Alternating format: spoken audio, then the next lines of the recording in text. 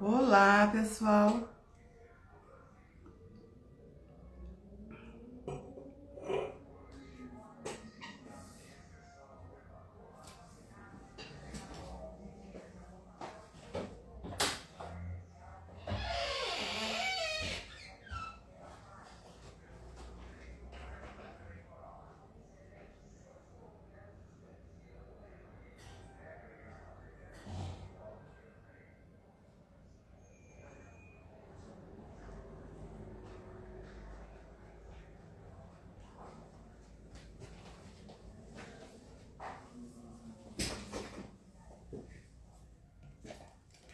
Boa noite, Luna. Oiê! Tudo bem?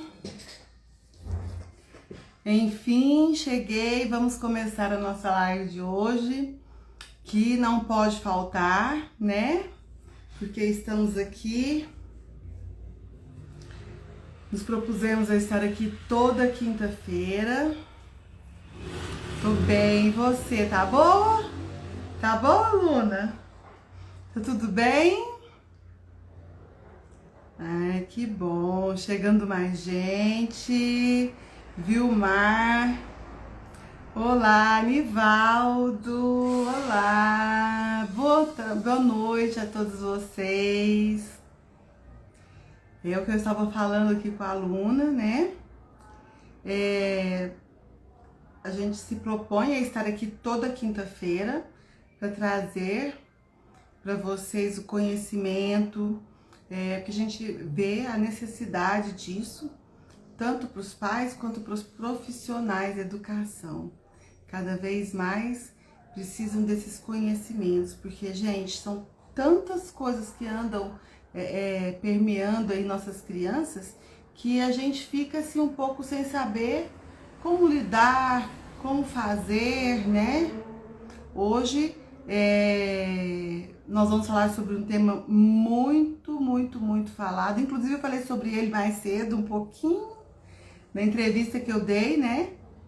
Na rádio, se vocês quiserem ver, tá publicada já, tá também lá no canal da rádio, no Instagram e no Facebook, tá bom? Se vocês quiserem ver também, tá lá no da rádio, no Monte FM, e aqui no meu.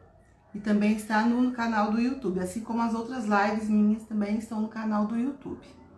Tá certo, gente? Quando vocês quiserem rever alguma live, está lá. Eu vou dividir essa live de hoje em duas partes, tá bom? A primeira parte vai ser a parte do entendendo o que é o TDAH. A segunda parte é orientando pais e profissionais em como lidar com o sujeito com TDAH, a criança. Quando eu falo sujeito, a gente usa muito esse termo em psicopedagogia, o aprendente, o sujeito, né? Quando eu falo assim, é porque eu estou falando da criança, ou do adolescente, ou até mesmo do adulto, tá bom? Que muitas vezes tem TDAH e às vezes por até falta de conhecimento não sabe que tem. E isso atrapalha a gente na vida da pessoa de uma forma considerável. Tá certo? Então vamos lá? Vamos começar? Bom, meu nome é Miriam Campos, eu sou psicopedagoga e estou aqui mais uma vez para falar com vocês um pouquinho sobre aprendizagem e desenvolvimento infantil. O tema de hoje é TDAH. Entendendo o TDAH. O que seria isso, Miriam? Quanta letra? TDAH. Bom, antes da gente entrar diretamente no conceito do que é o TDAH, nós vamos falar um pouco sobre... Gente, antes que eu fale alguma coisa, eu quero agradecer quem está presente. Boa noite, Helenúzia. Gente, muitos coraçõezinhos, muitos aviões. Vamos chamar o pessoal para vir assistir, que o tema hoje ele vai abordar questões que eu tenho certeza que vai chamar a sua atenção, tá bom? Afinal de contas, TDAH, ou a gente conhece alguém que tem, ou a gente tem. Essa é a regra. Vocês vão observar isso, tá bom? Então, boa noite. Como eu estava falando, antes de eu entrar propriamente no conceito do que é o TDAH, eu quero falar um pouco para vocês, eu fiz algumas anotações, e eu quero falar um pouco para vocês do porquê a gente vai falar sobre isso. Que o TDAH, gente, ele é uma queixa muito, mas muito comum nas escolas, né? A grande preocupação dos pais, a grande preocupação dos professores hoje em dia são as crianças que apresentam de alguma forma algum diferencial logo quando começa a vida escolar, né?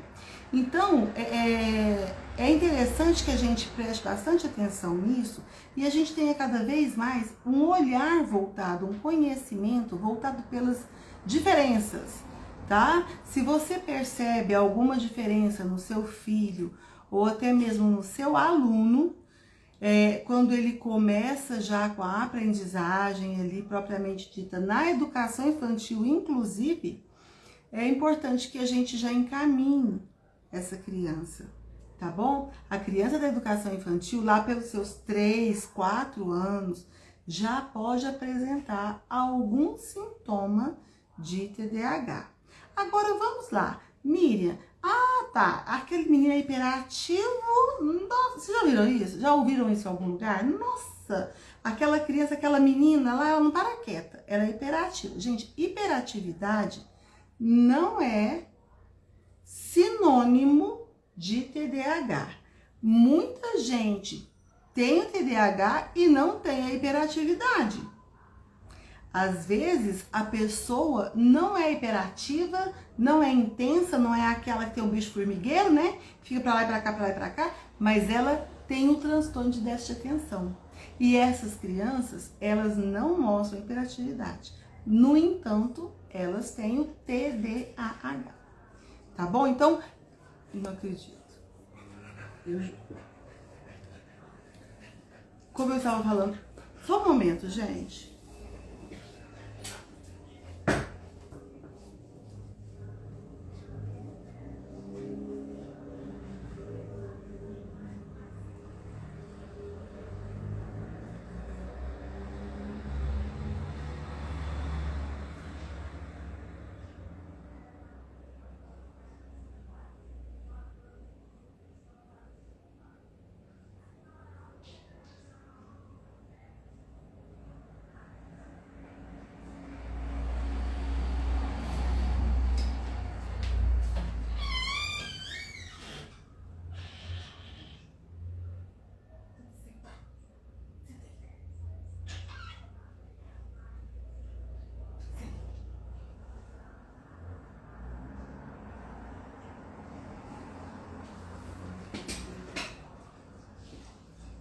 Nosso problema não é problema, a nossa interferência de sempre, né? Mas eu espero que já esteja resolvido. Bom, gente, vamos voltar aqui ao nossa aula de hoje, ao nosso tema. Voltando a dizer, a criança ou a pessoa, às vezes, que tem déficit de atenção, não tem atenção, transtorno, às vezes ela tem um transtorno de déficit de atenção, às vezes ela não tem a hiperatividade. Então, gente, vamos parar com essa questão, com esse conceito de que hiperatividade é sinônimo, é a mesma coisa de TDAH, de transtorno de déficit de atenção. Hiperatividade não é, e nós vamos ver no decorrer dessa live aqui que não é, tá bom? Então, olha só, como eu disse para vocês, a grande preocupação, né, de pais e de professores e profissionais de educação hoje é detectar se realmente essa criança tem ou não. E outra coisa, gente, quanto mais precoce for identificado, menos lacunas o transtorno deixa. Hoje em dia, a gente vê pessoas adultas que são diagnosticadas, né?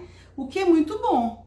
Por quê? Porque ela pode interferir para a pessoa adulta que às vezes não tinha esse conhecimento. E às vezes, se essa pessoa não tinha esse conhecimento, ela levava... Gente, porque traz sim muita coisa, traz questões de procrastinação, traz questões de esquecimentos. Às vezes tá falando com a pessoa e a pessoa tá falando horas e horas e horas e a outra pessoa não tá entendendo, não tá prestando atenção, só começou a prestar atenção, depois parou. E então isso aí traz sim muitas lacunas, tanto para a vida adulta quanto para criança ou adolescente. Tá certo? Gente, e outra coisa que eu preciso falar para vocês antes da gente entrar nessas questões do conceito propriamente dito, são os desafios, né, que os médicos hoje em dia e os profissionais envolvidos têm. Por quê? Porque médicos sim, tá? E profissionais envolvidos também. Por quê? Porque a gente precisa cada vez mais de procurar o conhecimento. E a medicina, o pediatra, hoje em dia, a medicina pediátrica brasileira, ela, até há pouco tempo atrás, ela era voltada para o desenvolvimento físico da criança. Por quê? Pelo histórico do nosso país. O histórico do nosso país é um país de crianças, na sua maioria, né, pelas pesquisas, que deveriam estar voltadas mais para o desenvolvimento, se estava desnutrida, se ela estava nutrida, se o crescimento dela estava acompanhando a idade, enfim, se estava doente, com doenças fisiológicas ou não. Agora, as questões de transtorno, as questões de transtornos cognitivos, de neurodesenvolvimento, ainda eram pouco abordadas, tá? Agora que está começando a despertar mais para isso. Por quê? Porque está surgindo cada vez mais estudos a respeito disso. Ah, Miriam, agora que tá surgindo crianças que se fala disso? Não, gente, as crianças sempre existiram. Mas agora que está surgindo a questão dos estudos. Então, é a mesma coisa do TEA, né? Que é do transtorno do espectro autista. Ah, Miriam, porque agora que começou a surgir autista para todo lado, pelo buraco da bala, né? Como se diz. Gente, não é que começou agora, é que os estudos, eles começaram a se voltar mais e a ter mais descobertas em relação a esses transtornos. Assim é o TDAH, tá certo? Bom, então, como eu estava falando para vocês, a importância que é para a gente estar sempre observando e acompanhando as mudanças, os estudos, o que está acontecendo, porque tudo está movimentando, gente, na velocidade da luz e a gente tem que acompanhar, tá certo? Outra coisa também que o TDAH traz consigo são as comorbidades. Miriam, o que é isso, comorbidade? São outras coisas que vêm junto com ela, tá? No caso, com a patologia, né? O que seria isso? Distúrbios de sono, distúrbios alimentícios, né, de alimentação, distúrbios até mesmo de sociais, de relacionamentos, distúrbios da aprendizagem, tá? Como, por exemplo, a dislexia, ela pode estar junto com o TDAH, são as comorbidades, tá? E existem outras, é uma lista de distúrbios que vêm juntos. 70% dos casos de TDAH tem comorbidades. Então, às vezes a gente fala assim, a pessoa, ela tem TDAH, ela tem TDAH, mas ela não é só TDAH. Ela tem TDAH mais alguma coisa, um distúrbio de sono, um distúrbio alimentar, um distúrbio de ansiedade, que acontece muito, tá? Então, gente, vamos ficar bastante atentos nessas questões aí também. Bom, mas então, tá. Eu quero jogar para vocês aqui uma pergunta, tá? Uma pergunta que no final eu não tenho muita paciência, é capaz que eu mesma começo a respondo, mas olha só.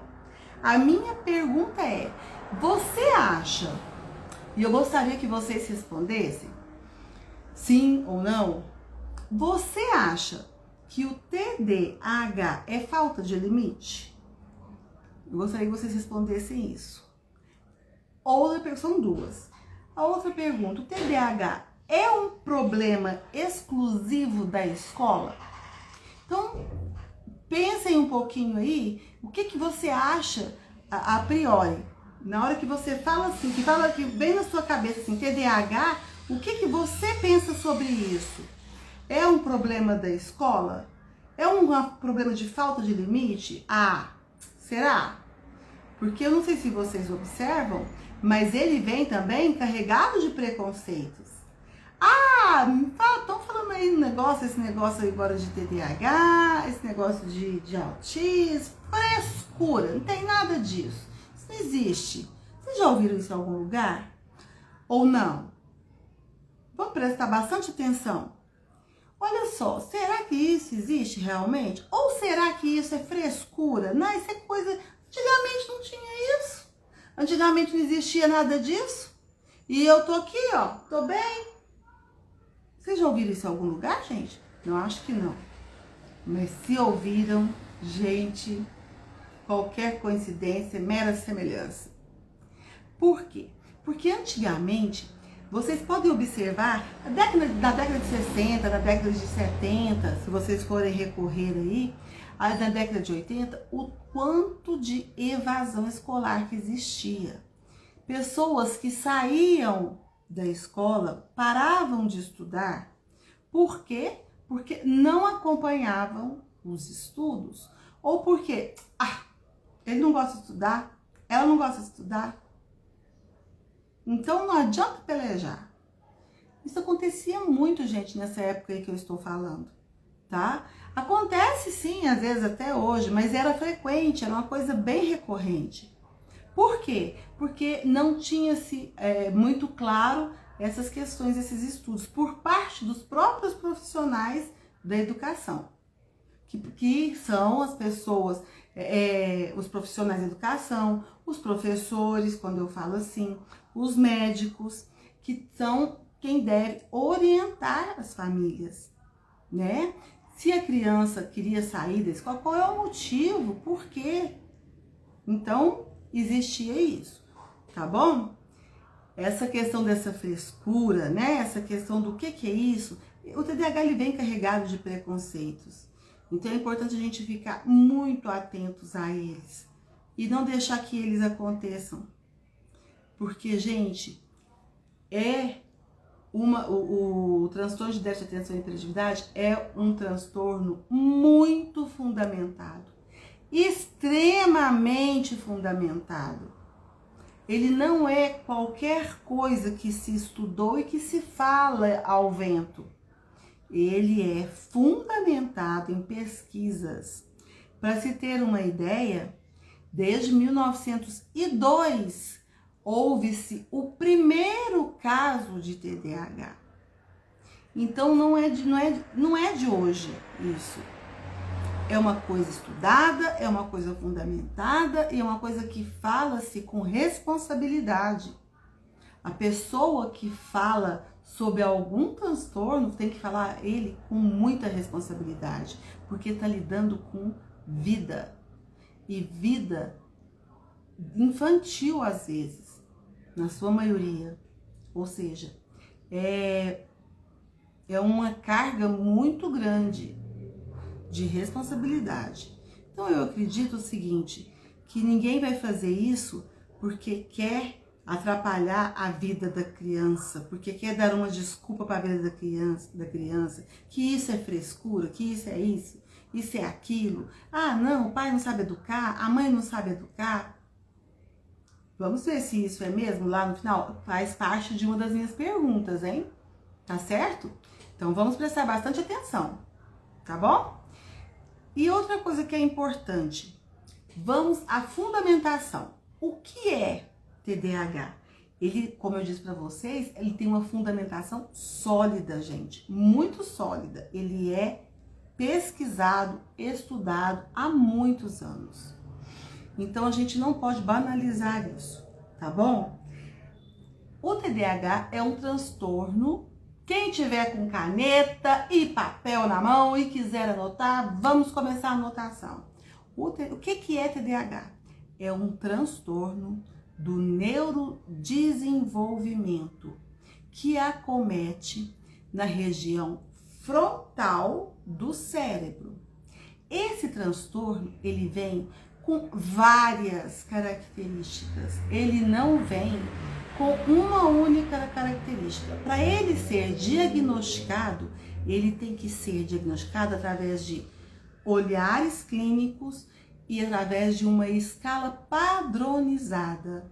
Essa escala padronizada, ela vem cheia de sintomas que eles precisam de conversar entre si.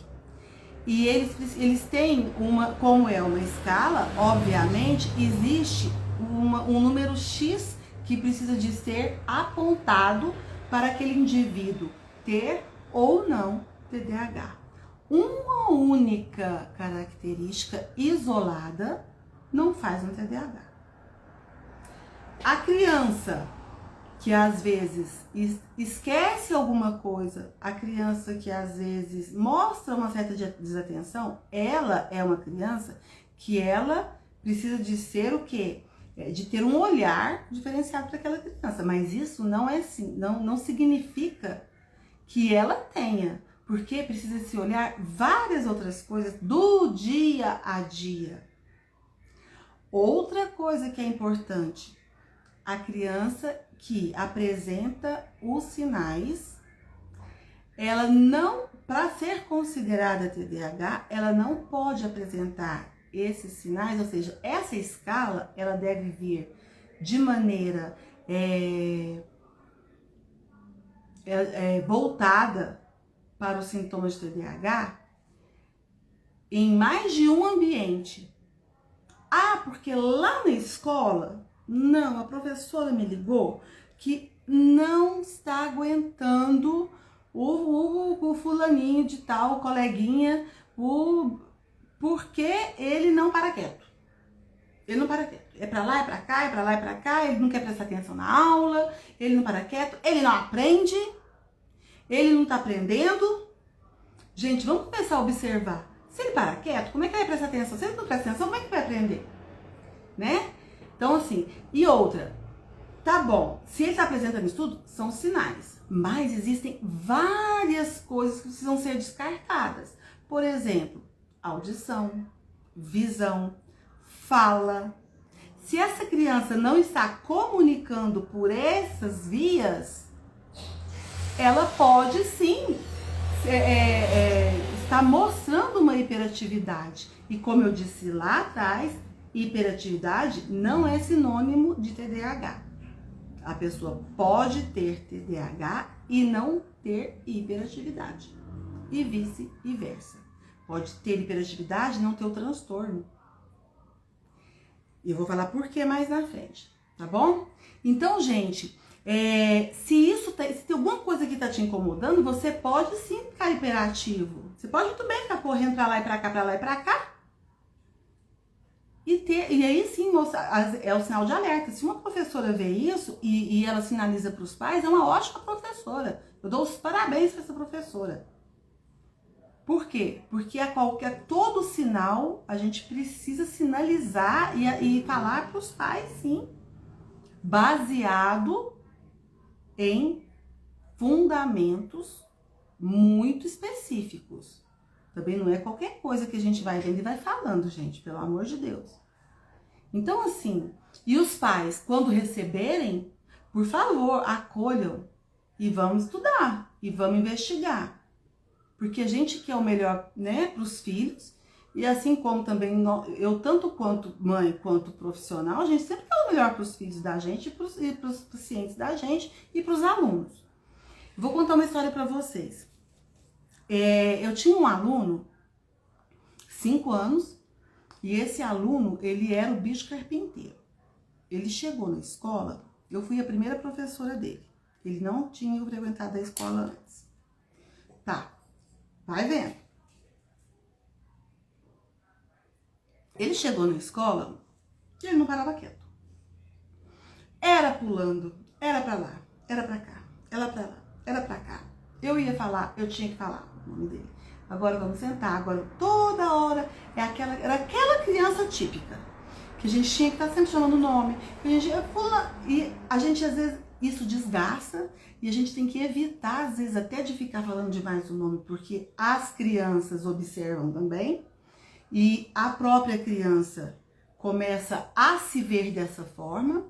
Enfim, é uma série de coisas. E essa criança, ela me mostrava isso. Eu comecei a prestar bastante atenção nessa criança. Gente, tem alguma coisa que não bate. Um dia, na escola onde eu estava nessa época, tinha livrões deste tamanho. E eu sempre contava, eu sempre contava, todos os dias eu contava história. Geralmente depois do lanche, depois do recreio. Eu fui contar uma história um dia.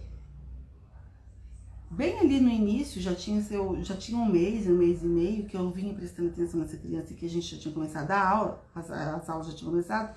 E eu fui contar a história para essa criança com um livro deste tamanho. E eu percebi que a criança, que sempre era inquieta, começou a prestar atenção nessa história. E ela fazia assim, ó.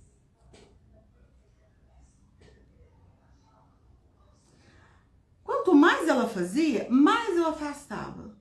Quanto mais ela fazia, mais eu afastava. Até que eu virei, acabou a história, eu chamei a criança e comecei a fazer com ela alguns testes, lógico, primários, para eu ver se eu poderia ou não abordar aqueles pais. E comecei a fazer com ela, pegar algumas coisas para mostrar. Tá vendo aqui? Ela fazia assim, eu falei, nossa, eu não tô acreditando. Ele tá assim porque ele tá com dificuldade de enxergar. Chamei a mãe, contei, falei para ela, encaminhei pro oftalmo. Seria bom que levasse no oftalmo, porque me apresentou tais características nessa ocasião, E não foi só aí, porque eu também depois chamei, falei. Inclusive, o pai era um velho conhecido, estudou comigo e tudo, sabe? Tá bom, passou. Uma semana depois eu perguntei pra mãe, e aí? Porque a criança continuava. E aquilo não pode continuar daquela forma. A gente tá visando a criança. E aí? Você levou? Teve algum problema? Não levou? O que deu? A mãe virou pra mim e falou assim, Miriam, o fulano de tal, que é o marido, não aceitou. Não quis levar. Então nós vamos observar mais um pouco e se tiver mais alguma coisa, a gente leva. Eu perfeitamente, eu estava no meu papel de acatar a decisão da família, né? Então tá, perfeitamente. Ou seja, eles teriam que depois, aí é que tá a grande responsabilidade também, né, da família. Depois também foram avisados, eles teriam que acatar o que viria de consequência. Enfim, passou-se o tempo. No meio do ano, nas férias, esse menino foi para as férias, voltou das férias com óculos.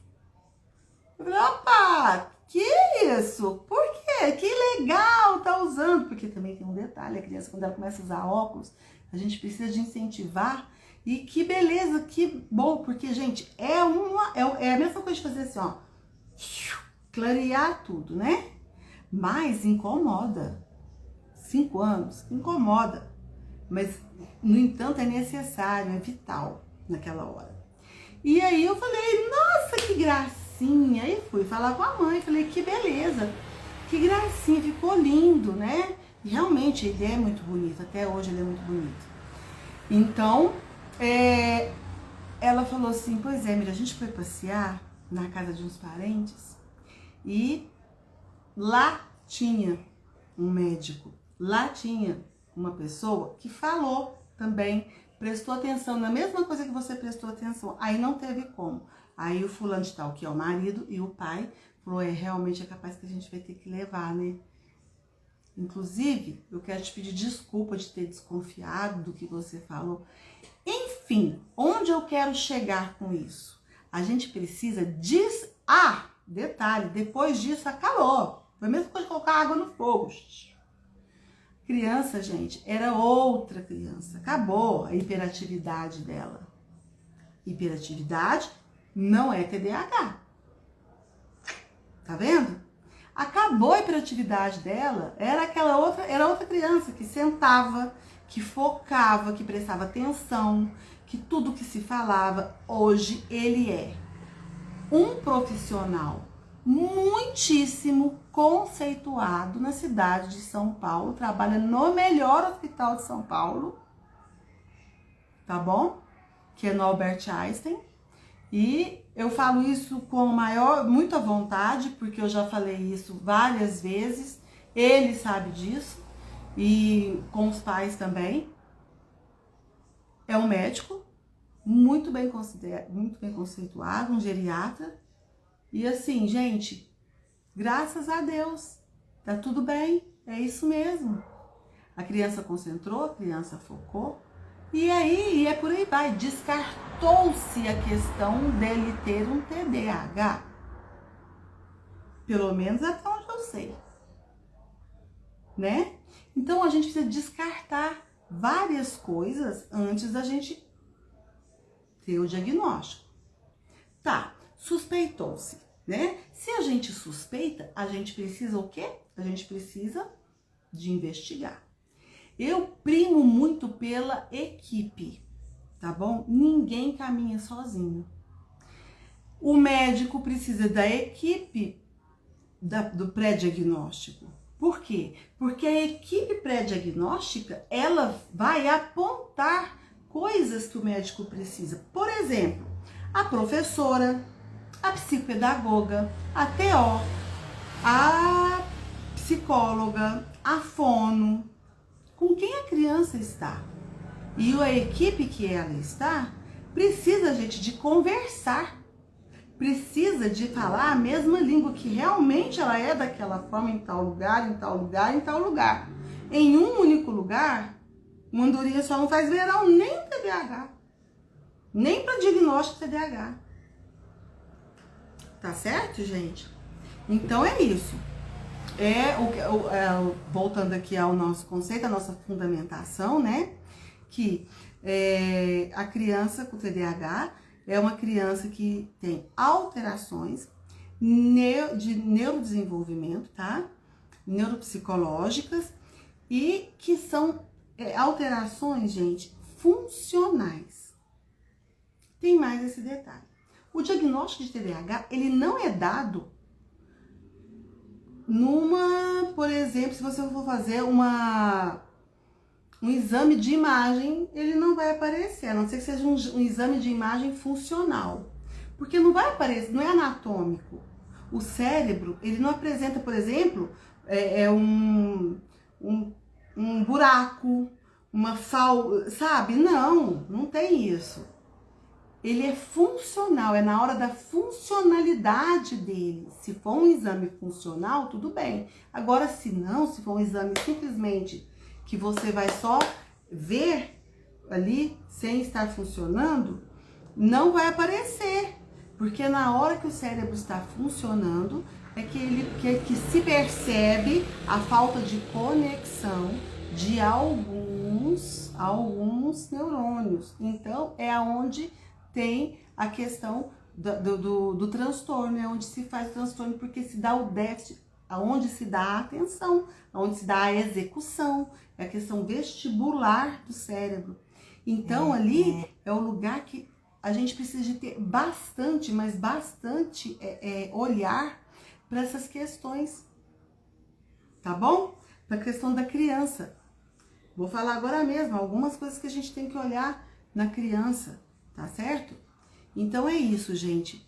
Essas alterações, ela vai trazer dificuldades para a criança, vai trazer lacunas para a pessoa, né? Dificuldades executivas, que a gente fala de funções executivas. E o que é isso, Miriam? De planejamento, de organização, né? Ou seja, e aí isso vai também levar a dificuldades escolares, que leva também a dificuldades afetivas e a dificuldades também de socialização. Por que de socialização? Se às vezes a gente vê uma pessoa que tem TDAH que é tão expansiva, mas às vezes a pessoa tem apenas o TDAH, tem apenas o déficit de atenção, o transtorno de déficit de atenção.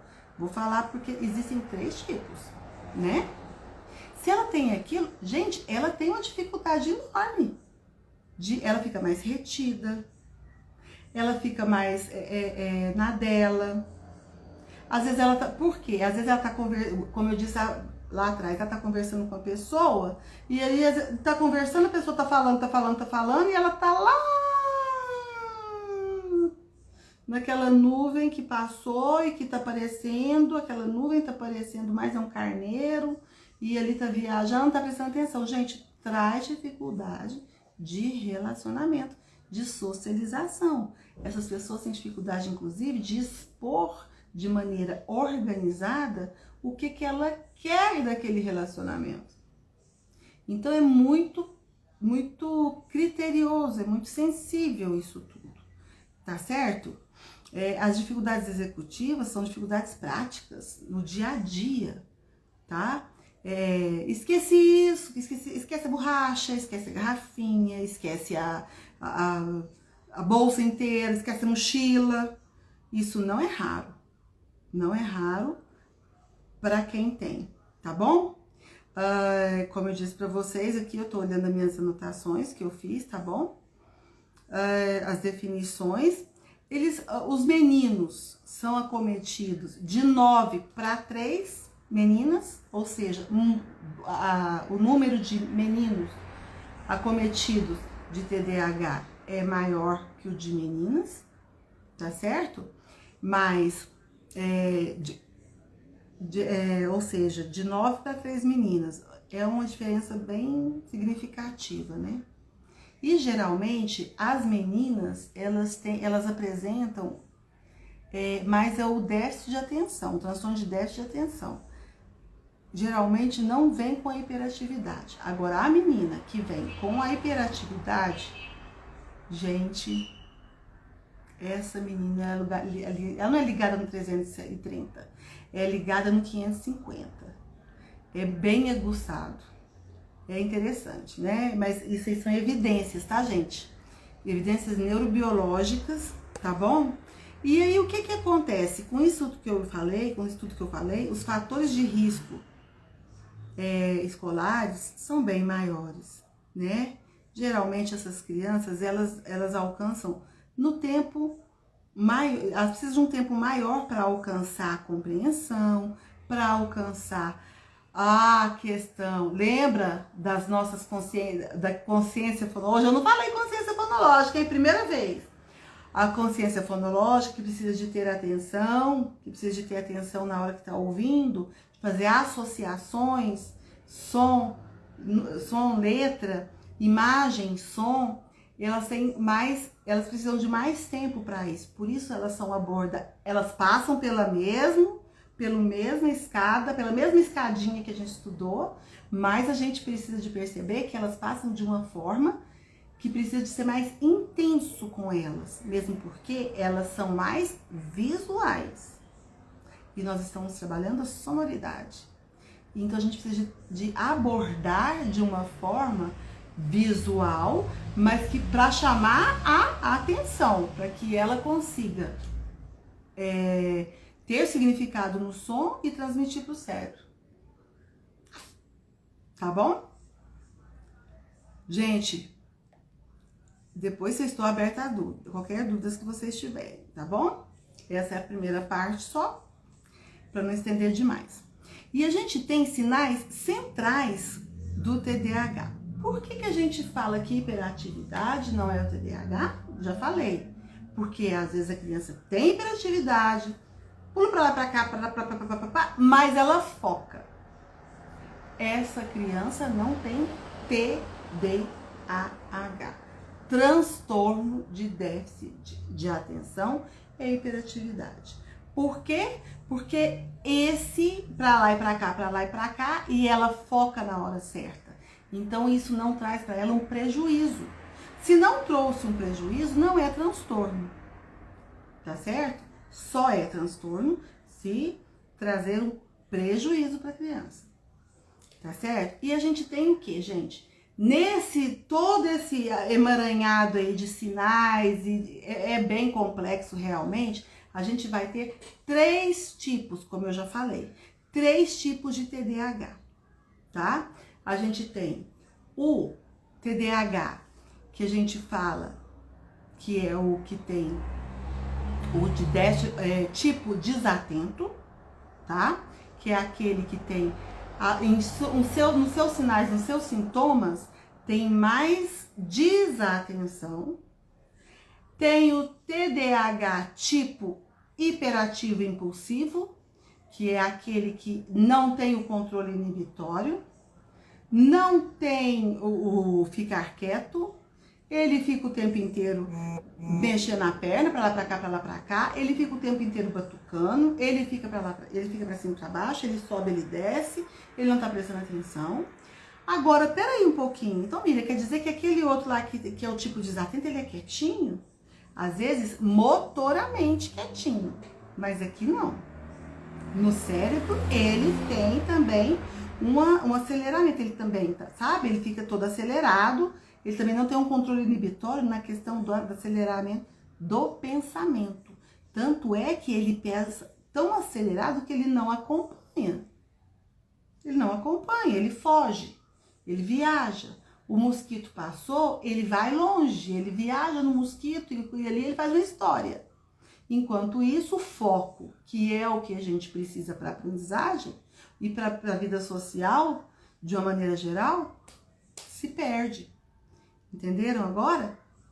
Então tá, tipo desatento, voltando. Vamos recapitular, estudando, anota aí. Tipo desatento, tipo hiperativo e tem o tipo combinado. O que é o tipo combinado, Miriam? O que eles combinam? É o tipo desatento mais hiperativo. Ele vem, é um transtorno de déficit de atenção que a criança vem com os dois, tá? Ela vem tanto com a desatenção quanto com a hiperatividade motora. Então, o tipo desatento não podemos negar, né? E os outros são complicados na questão da aprendizagem, da socialização, de tudo aquilo que eu falei. São. E o tipo desatento? É combinado, gente. O tipo combinado quer dizer, gente, são 2 coisas que estão juntas. Se essas 2 coisas estão juntas, é um pouquinho mais complicado, né? O que também não é impossível. Nenhum deles, tá bom? Aliás, eu preciso deixar uma coisa bem clara aqui, muito clara, e deixa isso impresso aí na cabeça de vocês. Transtorno de déficit de atenção não é falta de inteligência. Transtorno de déficit de atenção não quer dizer que a criança é sem inteligência e é incapaz de aprender. Nada disso.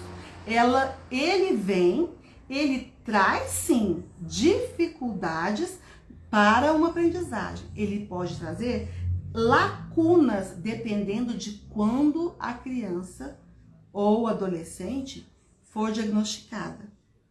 É onde eu falo. Quanto antes o diagnóstico, melhor o prognóstico. Há estudos que falam que o TDAH na adolescência amadurece e depois melhora. Gente, esses estudos esse estudo aí já é um estudo que não tá muito atual mais, tá? Por quê? Porque essa questão dessa maturidade é uma questão mais seria da formação cerebral. E aí fala-se o quê? Que aqui, ó, nessa parte, quando criança, ela é mais estreita. Depois, quando ela fica adolescente, ela vai abrindo mais um pouco. E aí os neurônios e o que precisa de ser, de fazer lá as conexões dos neurônios com as sinapses, aí acontece. Não tem mais uma validade nesse estudo aí tão eficaz, tá? O que não quer dizer que a criança ou a pessoa não melhore, pelo contrário. Ela melhora as questões dos sinais de TDAH, dos sintomas, mas não existe aquele que foi o TDAH, aquela criança era TDAH, não existe isso, tá? Ela é. Só que ela, às vezes, o transtorno, o prejuízo é mínimo em vista do que já foi. Porque ela já foi estimulada, porque ela já foi trabalhada, porque a lacuna não existe mais, porque já foi preenchida. Depende muito do quê? De estímulo, de fazer as coisas na hora certa, lá a tríade. A idade certa, a habilidade certa, a atividade certa. Tá bom? Então, gente, voltando aqui aos sinais centrais, né? Que a gente tem a impulsividade, que é um dos sinais, né? O déficit de atenção e a hiperatividade. Outro sinal também que o TDAH traz é a desorganização motora espacial. Ou seja, isso são sinais centrais. Os 3 primeiros que eu falei, eles são assim, primordiais. E os outros 3 que eu vou falar agora acontecem bastante também e vocês vão se identificar ou identificar alguém com isso. Olha só, uma desorganização motor espacial, ou seja, aquela criança que anda esbarrando em tudo. Ela não tem aquele equilíbrio, ela tem uma dificuldade motora.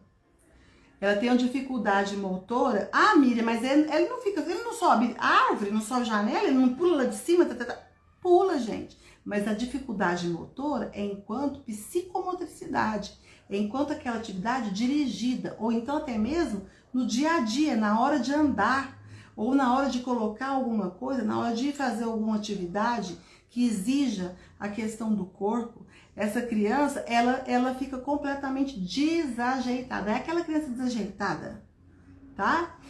Outra coisa, uma disfunção executiva, que eu já falei, que é a questão da criança, aquela criança que tem uma desorganização, que não planeja, não tem um planejamento. Miriam, mas a criança, ela não tem mesmo, certo, gente? Mas se ela vai crescendo, a criança que vai crescendo, ela vai adquirindo esse planejamento, essa organização. Que é a criança que perde tudo pelo caminho afora, que perde o lanche, não sabe onde pôs, não sabe o que colocou, não sabe que hora que foi. Isso aí chama-se disfunção executiva, tá? E uma labilidade emocional. Ou seja, não consegue lidar muito com a questão das emoções, que eu já falei também. Ela não consegue comunicar de uma maneira organizada o que ela quer daquele relacionamento com a colega, com o colega, com o namorado, com o marido. Isso acontece até nos adultos. É onde eu falo. Às vezes tem adultos aí que têm o TDAH e que não sabem. Por quê? Porque antigamente não se falava nisso, né? E cresceu-se assim, tá bom?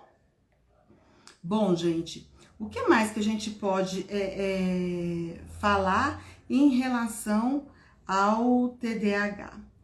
O que mais que o TDAH, o que mais que ele pode apresentar transtornos? Olha, sinais que ele pode apresentar também, ó, de disfunções. Como eu disse para vocês, é uma questão de disfunção, né, cerebral, tá? no neurodesenvolvimento. Nossa, eu vou tomar uma aguinha aqui que eu tô dando umas gaguejadas. Pera aí.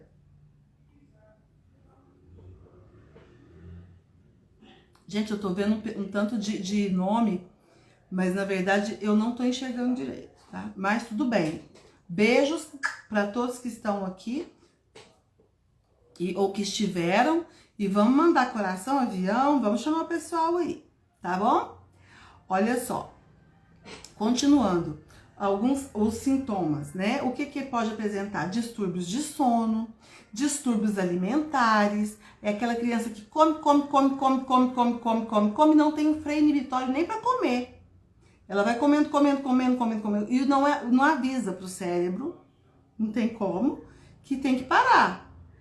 Ou então, aquela criança que não vê, ela tá tão agitada, que ela não presta atenção que precisa comer. Aí ela passa o tempo sem comer, e se não for a hora, não tiver aquela rotina, ela vai passar, ou seja, tem uma disfunção. Tá certo? Uma disfunção também do controle dos esfíncteres, ou seja, gente, xixi e cocô, principalmente cocô. Atenção no que eu vou falar agora. Uma criança com 5 anos de idade, ela já precisa ter o cocô controlado. Miriam, o que é o cocô controlado? É aquele cocô que não deixa... ela tá brincando e esquece de ir. Ela esquece de ir. Mas se isso for frequente, tem que ver, tá bom? Deixa sujeira na cueca, deixa sujeira na calcinha, tá? Então, assim, às vezes tem criança com 10 anos, com 11 anos que ainda tá fazendo isso. Então, gente, atenção a esses sinais, tá bom? Precisa de ver. Às vezes não tem nada relacionado ao TDAH, mas a criança isso aí já é questão do desenvolvimento. Com 5 anos de idade, a criança já precisa ter o controle dos esfíncteres, tá? Na cama, então, não se fala, né? Precisa já estar controladinho isso aí. E se não tiver, às vezes tá faltando alguma coisinha aí que precisa de encaixar e que é coisa fácil. Vamos ver. Não custa tentar, vamos olhar, né? Aliás, eu não, tenho que mandar pro médico, tá, gente? Isso é coisa de médico. Tá bom, pediatra? Olha só, memória sequencial. A criança tem uma dificuldade, é aquela criança ou aquela pessoa que tem uma dificuldade. Gente, atenção no que eu vou falar agora. Isso é um círculo, tá? Isso vem, ó, junto ou associado com uns com os outros. Não precisa ser necessariamente tudo junto, mas tem que ter mais de um. Um sozinho não adianta. Por exemplo, essa questão da memória sequencial é aquela, né? A famosa que a gente vira pra pessoa e fala assim, olha, você vai lá na geladeira e busca pra mim, por favor, uma banana, uma maçã, depois você pega um copo d'água e traz pra mim, por favor. A criança ou a pessoa chega pra você ou com a banana, ou com a maçã, ou com um copo d'água, apenas. Ou faltando uma coisa, ou então com nada. Ou seja, ela não tem uma sequência, é uma memória sequencial. Ela não tem essa memória disso, daqui, aconteceu isso, aquilo. Tá bom? Outra coisa também que é importante, a linguagem, a questão da linguagem. A criança, às vezes, ela tem atraso na fala. Olha o quanto que o TDAH... ele se mistura, às vezes, com o transtorno do espectro autista. O atraso da fala também é um dos sintomas, dos fatores do TDAH. Todos? Não. Não são todos. É o que eu disse para vocês. Eles são associados uns com os outros, mas não necessariamente todos. Tá bom? Eles, às vezes, têm, sim, falam mais tarde. Tá certo? Dificuldade com tempos, com prazos, com metas. Começa uma coisa e não vai adiante. Começa uma tarefa, para sem terminar e já começa outra coisa.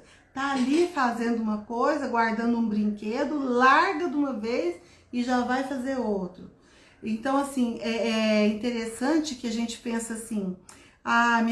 meu filho não tem TDAH, não, sabe por quê? Porque ele concentra tanto no videogame, ele concentra tanto no celular, na hora que ele está no celular, nossa, ninguém tira a atenção dele. Gente, é diferente. Essa atenção aí é uma atenção que ela muda o tempo inteiro.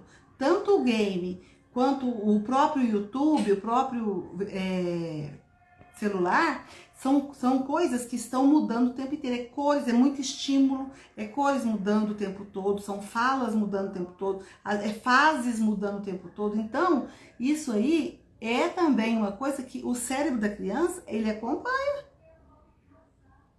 Isso aí não é concentração. Tá bom, ele está concentrado, mas não é questão que por isso ele não tem transtorno de déficit de atenção. Por quê? Porque o transtorno de déficit de atenção é aquele que, vendo um filme, por exemplo, que não seja muito agitado, ele não quer ver o restante. Ele não consegue ver o restante. Não quer, não gosta. Agora, existe TDAH que gosta de filme? Existe. Viu? O que eu falo pra vocês, precisa de ver essa associação, tá bom? E, por último, e não menos importante, as dificuldades do aprendiz. Porque, gente, isso tudo que eu falei leva a dificuldade de aprendizagem. É quando se fala que, não, tem TDAH, TDAH? Gente, não vamos fazer disso um termo pejorativo. Não vamos discriminar. Quem tem TDAH não tem nada a ver com a inteligência do sujeito. É o TDAH que traz, diante de tudo que eu falei aqui, uma dificuldade para a criança ter uma aprendizagem no mesmo tempo que as demais. O que não quer dizer que ela não vai aprender. Quando eu falei da alfabetização, como eu torno a falar aqui e vou continuar falando, ela é possível.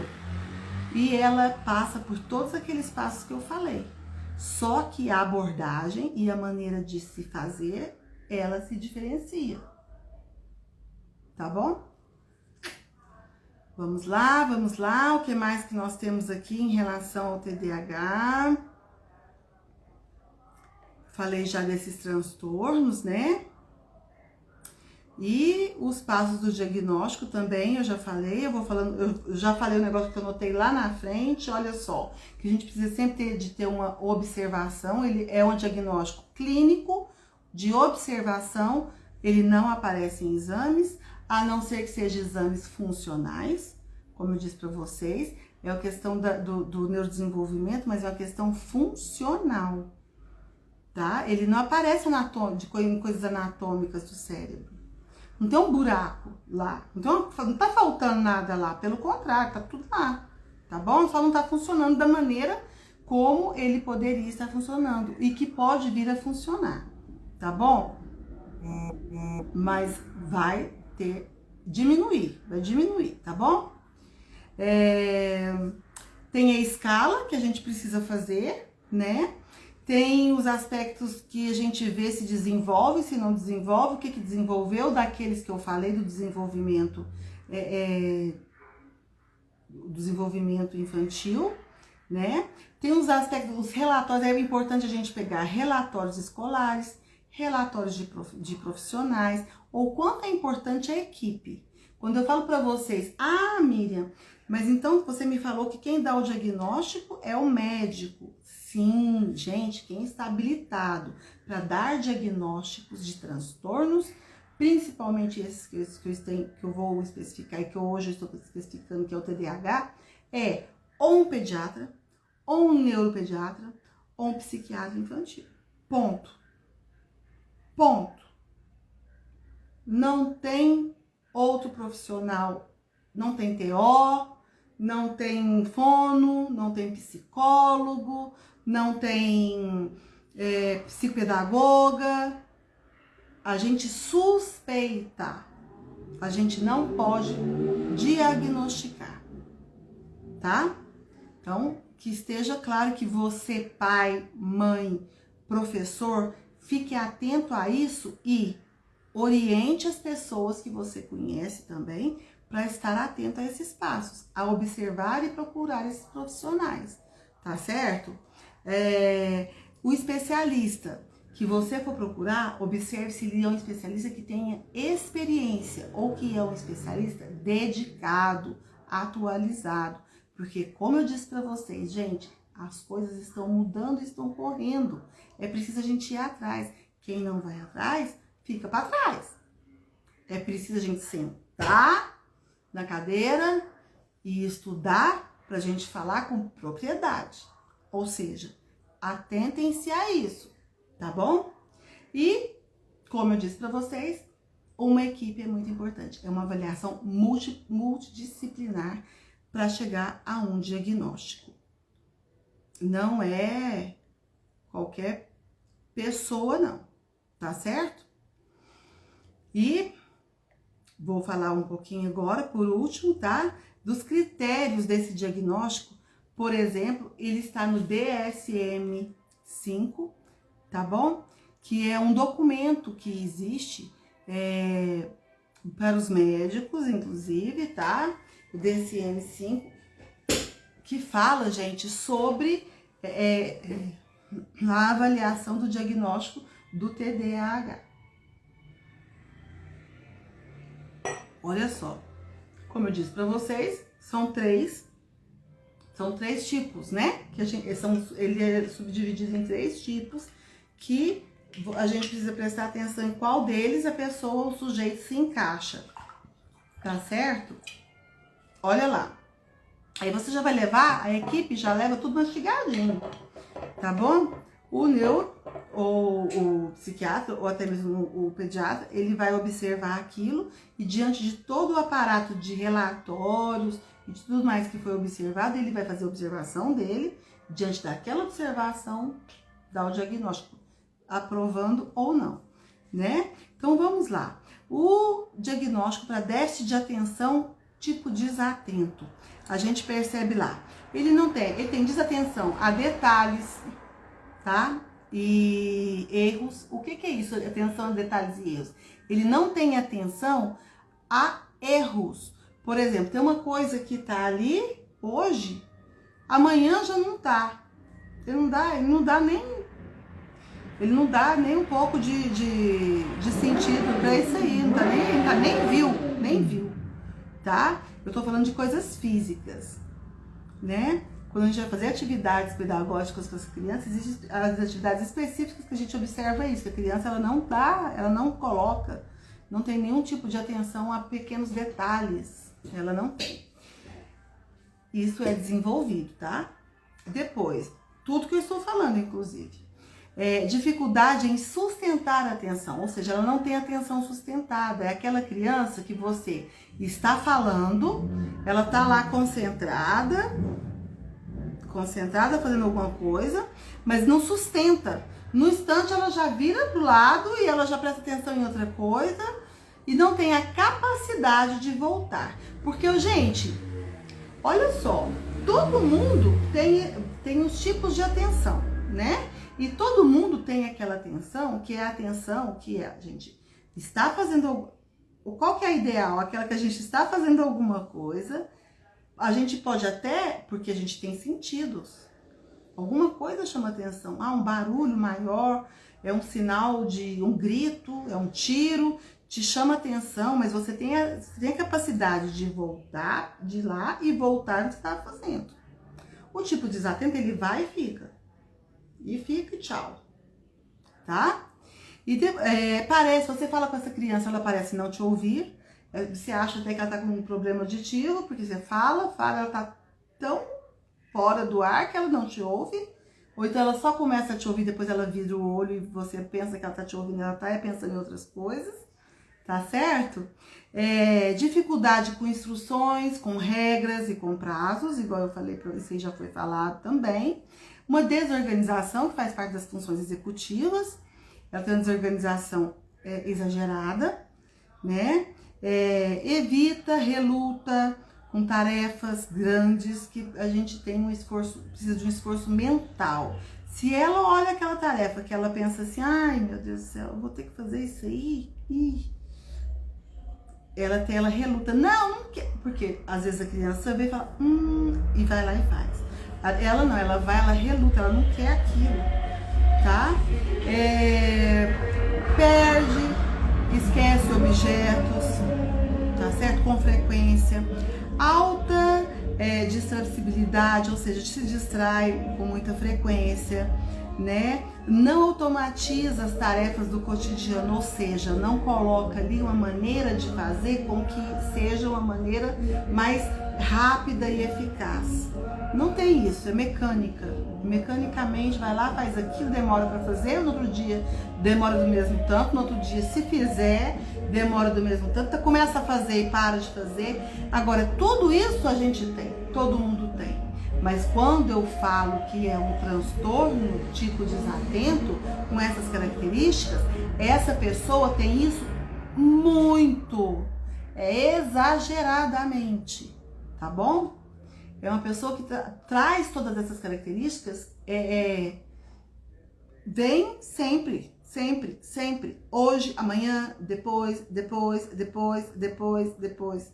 tá certo?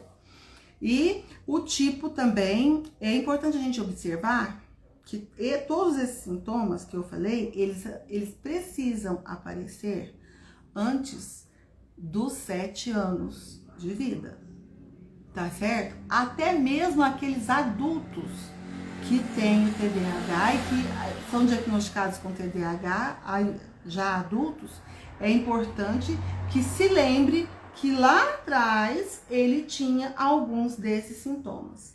Não são todos, são alguns. E não é só um, que também não dá certo, não funciona. Outra coisa, não é em um único ambiente, tem que ser em 2 ou mais. Isso tudo tem que acontecer, ele tem que mostrar isso em 2 ou mais ambientes, tá certo? Então, traz sim prejuízos significativos, né, gente, diante de tudo que eu falei. E agora, aquele tipo que tem só a hiperatividade, só, porque eu falo só, porque a hiperatividade motora, tá? É aquele que não para, pra lá e pra cá, né? Ele tem um movimento excessivo do corpo durante a postura, ou seja, ele senta, e mesmo que ele senta, ó, hein? O que você tava falando? E bate a perna, e bate o pé, e fica assim, e faz assim, né? E faz ali, e mexe aqui, nada para perto, e cai tudo, tá bom? Dificuldade de permanecer sentado, na hora que fica sentado fica desse jeito, na hora que não tá assim, levanta, tá bom? Sobe, escala, se expõe a perigos com muita facilidade, é aquela pessoa aventureira, que não tá nem aí, que ele sobe, eu vou descer, eu vou fazer, tá bom? Faz tudo a 1000 por hora, rapidamente, é aquela criança que às vezes você pede ela para ler, e ela começa a ler, e que ela, além de ter, né, vamos supor que ela já sanou a dificuldade da leitura, já está alfabética, já passou por todos esses níveis, ela não tem a paciência de sentar e de ler um livro, tá? Ela lê um pouquinho, tchau. Depois, talvez ela volta naquilo ali, mas ou então ela pega outro. Fala demais, e se intromete, é aquela também que você tá falando e a mãe tá falando, ele... Mas não é? E começa a falar, intrometendo ali. Fala sempre. Ou então, antes que você termina a pergunta, a criança já te responde rapidinho. Não, você fez... Eu fiz isso, já começa a falar em cima, tá bom? Responde antes de concluir, igual eu tô falando pra vocês, né? Dificuldade em esperar. Essa pessoa, ela não enfrenta fila. Essa pessoa não enfrenta a hora... Você tem que esperar até tal dia, porque vai sair aquele resultado, tal dia, assim. É inevitável, mas ela fica extremamente ansiosa. Você observa que ela fica ainda mais hiperativa, tá? Ela fica ainda mais agitada com isso. Interrompe sempre inoportunamente, ou seja, interrompe as pessoas várias vezes. Isso em sala de aula é constante, tá? Então é importante que a gente preste bastante atenção nesses sintomas aí, tá bom? Deixa eu ver o que mais que eu anotei aqui a respeito. Bom, gente, eu falei dos sintomas, né? Eu falei de como é feito o diagnóstico. Eu falei a respeito quais são, o que a gente pode estar observando, quais são os sinais pra gente que a gente tem que falar, enquanto profissionais, se for família, enquanto família, o que a gente precisa observar, o que a gente vai observar para essa criança, se realmente ele está dando alguns sinais, e se tiver, corre, porque quanto antes o diagnóstico, melhor, tá bom? E, gente, e os 3 tipos, tá bom? Eu disse para vocês que eu parti essa aula aqui sobre TDAH em 2, por quê? Porque hoje a gente viu sobre o que é, entendendo um pouco do que é o TDAH. E na segunda parte, eu vou dar para vocês maneira de manejo com as crianças ou com adolescentes que tenham TDAH. Para as famílias, para os professores, tá bom? Vou falar alguns manejos que foram feitos e que são comprovados que dão certo, tá? Para fazer aí com as pessoas que têm TDAH. E isso vale inclusive para adultos, tá bom, gente? Então, assim, é isso que eu tinha para falar para vocês hoje. Eu espero que vocês tenham gostado aí desse embasamento sobre o transtorno do déficit de atenção e hiperatividade, tá certo, gente? É um assunto que me cativa bastante, eu sou muito familiarizada com esse assunto, porque eu tenho aprimoramentos nesse assunto, já estudei bastante, há muitos anos que eu estudo TDAH, e é uma coisa que realmente me fascina e eu acho importantíssimo cada vez mais as pessoas saberem a respeito.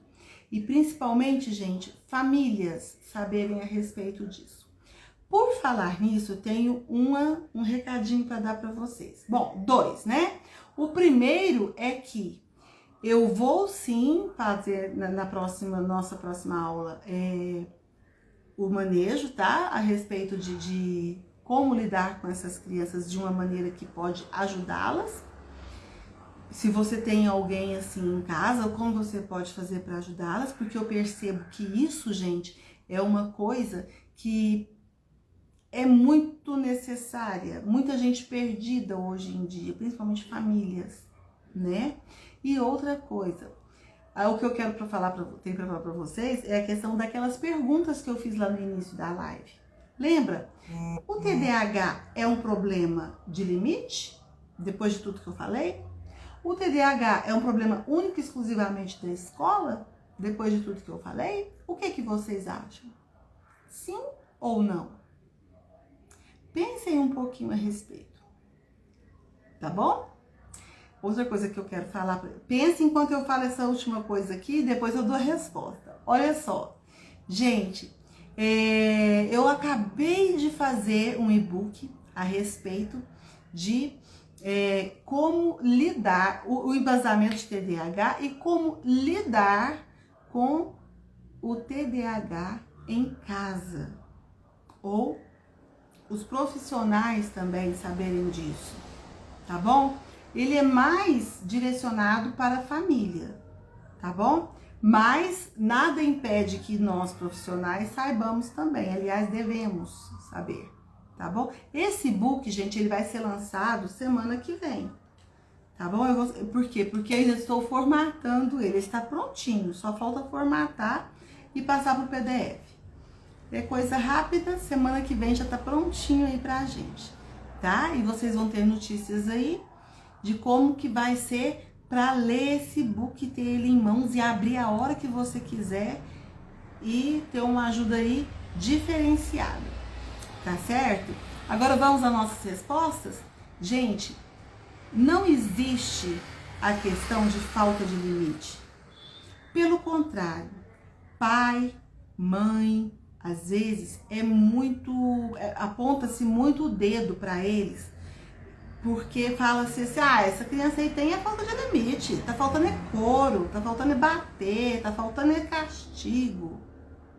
Dá couro, dá castigo, dá o limite.